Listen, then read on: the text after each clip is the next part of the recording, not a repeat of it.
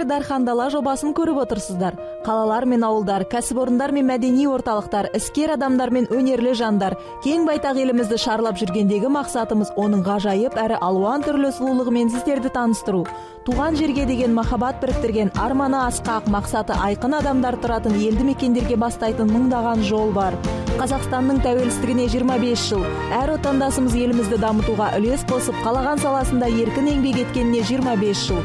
Ұлан ғайыр аумақты алып жатқан Дархан Даламыздың қалаларына бірге саяхаттауға шақырамыз.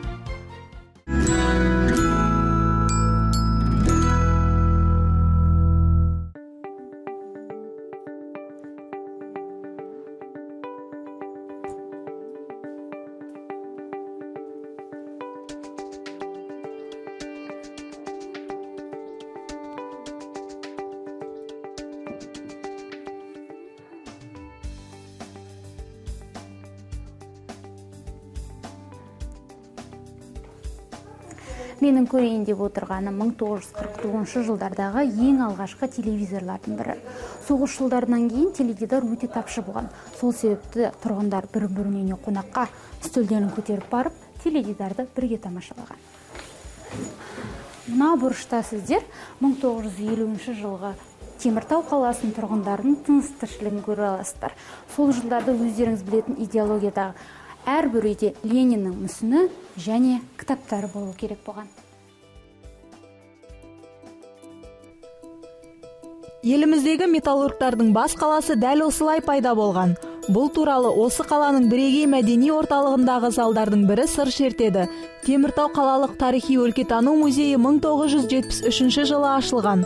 Бүгінгі мұражайдың бет бейнесі осы жердегі ұжымның шығармашылық еңбегінің нәтижесі.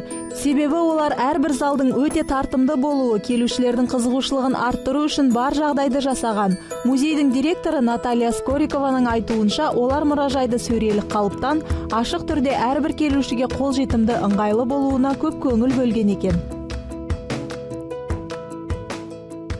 Есть интересная вещь, мы здесь... Мынадай қызықты жағдай бар. Біз мұнда жәдігерлерге ресми тұрғыдан қараймыз. Бұл инсталляциялық аймақ. Мұндай шағын инсталляцияларды музейдің әр бөлімінен байқаған боларсыздар. Бұл жерде Теміртау қаласының әскери іс-қимылдарға қатысқандығын растайтын құжаттар көрсетілген. Қаншама 1000 километр қашықтықта жатқан қала ғой.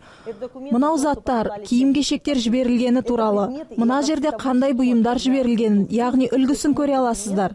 Осы құжаттар мен тарихын баяндауға тырысамыз. Оларды жай сөрелерге тізіп қойып емес, қолмен ұстап көруге болатындай жағдай жасадық. Музей жыл сайын 1000 жарымға жуық әртүрлі іс-шара, 30 ірі көрме, 560 экспозиция, 670 дәріс өткізеді. Осының барлығын 3 ғылыми қызметкер, 2 экскурсовод, қараушы мен директор ұйымдастырады. Лейла Сапарғали қызы музейдің ерекшеліктері туралы айтып берді. Музейдің бір ерекшелігі, музейдің барлық музейдің басты ережесі экспонаттарды қолмен ұстауға болмайды. Біз бұл ережені жоққа шығарамыз. Біздің музейде экспонаттарды қолмен ұстауға болады. Сосын біздің музейдің тағы бір ерекшелігі, тек қана көріп қана қоймайсыз, сол тарихқа бір сүңгіп кеткендей боласыз. Сол экспонаттар арқылы интерактивтік зоналар дейміз, сол интерактивтік зоналар арқылы тарихқа саяхатқа аттанамыз. Сол тағы мынау археология залы, бұл археология залында көріп тұрсаңыздар, мынандай тумбада экспонаттар қойылған. Мынау белгі, бұл қолмен ұстауға болады деген. Иә, қолмен ұстауға болады деген. Мысалы, мынау ежелгі жануар, бұл мамонттың жаңағы тісі. Түгел тісінің барлығы емес, енді бір бөлігі ғана. Бүгінгі күнде әркім қолына ұстап тісті көре бермейді ғой. Ал біздің музейге келіп, сол мамонттың тісін қолына ұстап көруге болады. Иә, шын мәнінде тіс бұл басқа жақтан табылған жоқ. Осы Теміртау қаласының Токаревка деген кент бар бізде. Сол жерде осыдан құрылыс жұмыстары жүргізіп жатқанда, осыдан 20-30 жыл бұрын сол жерден табылды. Бұл жерде ежелгі алып жануар тісінің бөлшегін көруге болады. Келушілер оны да қолына алып құрылымын зерттеп көре алады. Сондай-ақ археология залындағы арнайы интерактивті аймақта әр адам археологтың жұмысымен таныса алады. Келушілерге қазба жұмыстарына арналған құралдар беріп, табылған затты бүлдіріп алмас үшін құралдармен дұрыс жұмыс істеуді үйретеді. Осылай қазба жұмыс табылады. Мысалы, мынау қыш құмыраның фрагменті. Енді ежелгі қыш құмыраның, жаңағы осылай қыш құмыраларға енді қызықтау болсын деп әріптер жазылған. Егер барлық қыш құмыраның фрагментін жинап, құмыраны түгел толық жинасаңыз, музей деген сөз шығады.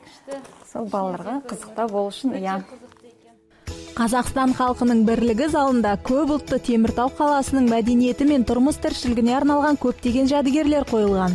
Бұл жердегі интерактивті аймақтарда қызықтырған бұйымды жинақ жасау арқылы таба аласыздар.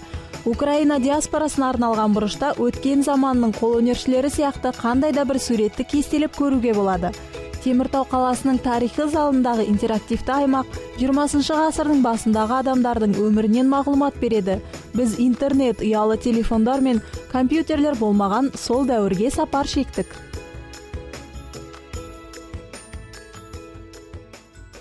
Енді сонау 100 жыл бұрын интернет жоқ, ұялы телефон деген жоқ, балалар немен айналысты? Солармен жақынырақ таныстыру үшін біз айтамыз балаларға, сендер сияқты балалар үй шаруасымен айналысты. Кеккөрейін, әрине. Еңбекке баулу деген. Еңбекке баулу. Олар жүн тұтып, қамшы өріп деген сияқты. Бұлай, бұнымен не істейді? Бұнымен жүн түтеді, бүйтіп жүн тұтып көрсеңіз болады.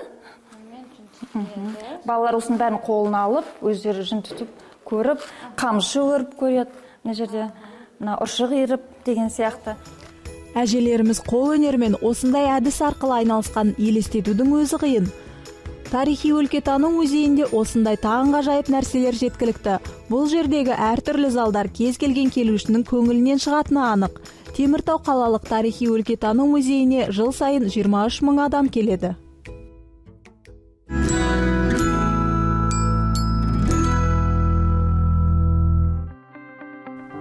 Бұл өлкенің тарихына жасалған қызықты экскурсия барысында өткен ғасырдағы қолөнермен танысқан соң, осы ежелгі кәсіпті сақтап, күні бүгінге дейін айналысатын адамдардың өмірі жайлы тереңірек білмекші болдық. Біз Қарағанды облысынан осындай адамды кездестірдік. Қолөнерші Ермек Қытайдан 6 жыл бұрын Шахтинск қаласына көшіп келген екен. Біз 2006 жылы Қытай Халық Республикасына қазақ жерімізге көшіп келдік бір баламызбен. Сол қазір енді келгеннен кейін әртүрлі жұмыстармен айналыстық, басқа да жұмыстармен. Осы бір 2-3 жылдан бері осы қолөнер жұмысымен айналысып келе жатырмыз. Бұл жаққа келудегі мақсатымыз біздің енді ол жақтағы болашағымыз негізі Қытай болып кетпесін енді. Қазақ жеріне, қазақ еліне келіп өсіп өнсін деген мақсатпен осы жаққа да болса біраз үлесімізді қосайық деп келдік. Шебер қайың ағашының 2 түрімен ақ қайың және қызыл қайың материалдарымен жұмыс істейді. Қызыл қайың берік болады. Сондықтан шебер Көкшетаудан арнайы әкеліп, бұйымдарын қызыл қайың материалдарынан жасайды екен. Сурет мектебінде 1-2 жыл жұмыс істедім. Ол жерде де өзімнің шәкірттерімді тәрбиеледім. Соның ішінде көзге түскені осы дәмер жақсы сол осы қазір енді менімен бірге шәкіртім өзі менімен бірге жұмыс істеп жатыр. Әзірде жаман емес, жақсы болды. Ермек Кәрім бұрын әртүрлі музыкалық аспаптар жасаған, ал бүгінгі күні адамдар тұрмыстық бұйымдарға тапсырысты көбірек беретін болған соң, шебер тек ыдыстар жасаумен айналысады.